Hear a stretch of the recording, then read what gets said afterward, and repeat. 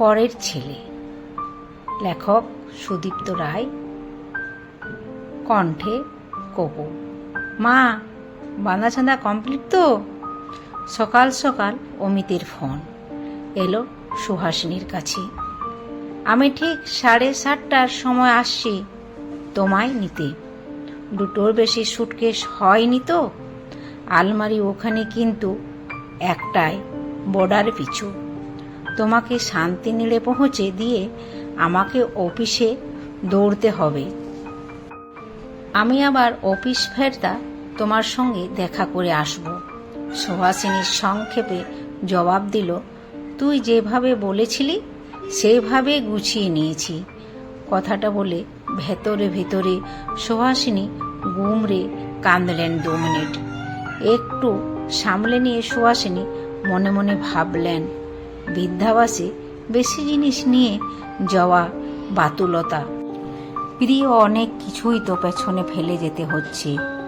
আর কয়টা দিনেই বা বাঁচবেন। এখন 76 চলছে। এ ঘর ছেড়ে চলে যেতে সুহাসিনীর বুক ভেঙে যাচ্ছে। স্বামীর ভিটের বলে কথা, কিন্তু কই বা করতে পারেন তিনি।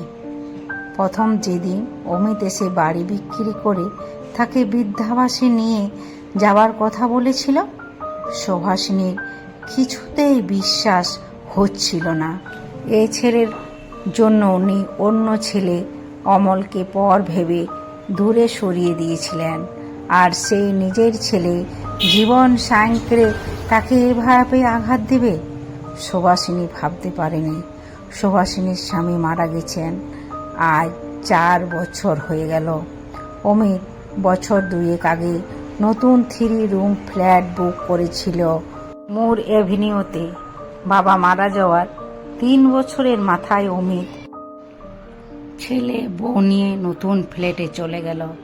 সুহাসিনীকে বলে গিয়েছিল এ পাড়ায় থাকা নাকি তার চাকরির সঙ্গে বেমানান, তাই নতুন ফ্ল্যাটে উঠে যাচ্ছে। এতদিনের পুরনো ভিটে ছেড়ে অন্য কোথাও যেতে সুহাসিনীর মন চায়নি।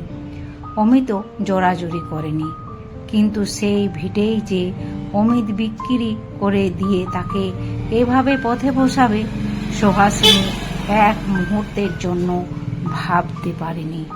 ইদানিং সুহাসিনীর শরীর ভালো যাচ্ছিল না।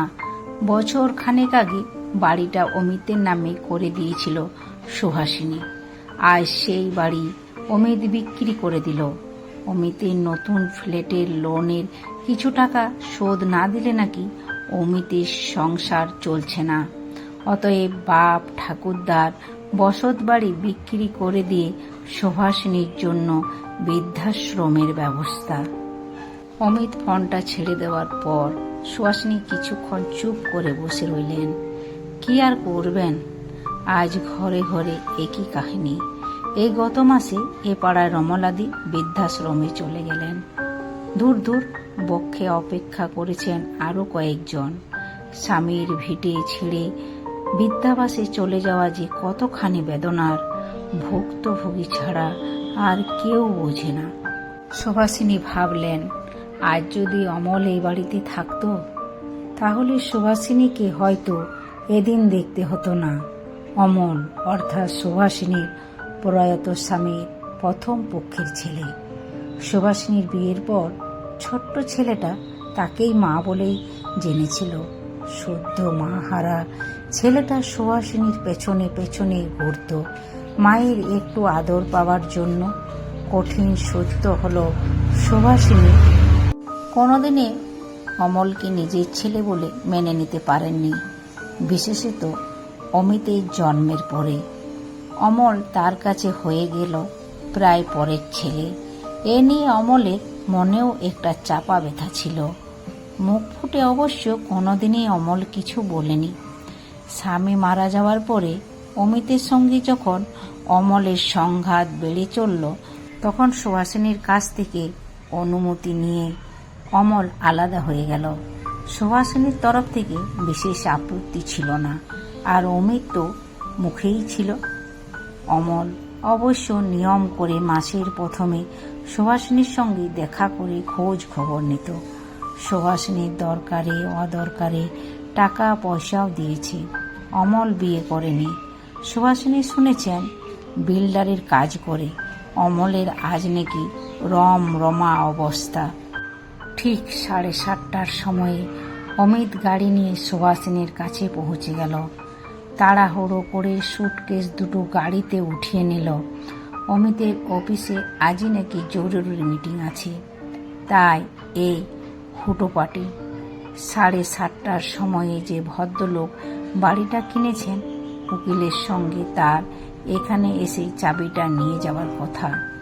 এতদিন তার উকিলে কাগজপত্রে সই সাবুত করেছেন। সুভাষিনী শেষবারের মতো একবার বাড়ির ভেতরটা দেখে নিলেন।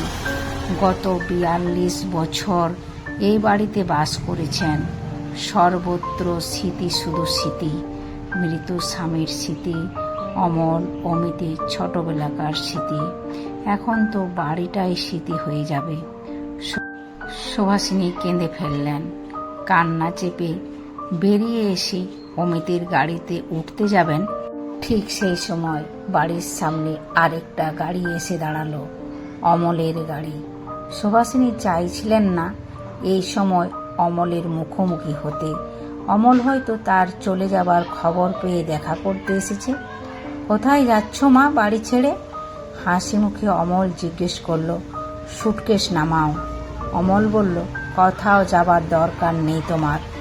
অমিত বাড়ি বিক্রি করে তোমাকে বৃদ্ধাশ্রমে পাঠানোর ব্যবস্থা করেছে শুনে উকিল মারফত আমি এই বাড়িটা কিনেছি। তুমি আগের মতন এখানেই থাকবে, আর যদি চাও তাহলে আমিও এখানে এসে তোমার সঙ্গে থাকতে পারি। মা ছেলে দুজনের জন্য এ বাড়ি যথেষ্ট। পরের ছেলের জন্য সুভাষিনী আজও আরও একবার কাঁদলেন।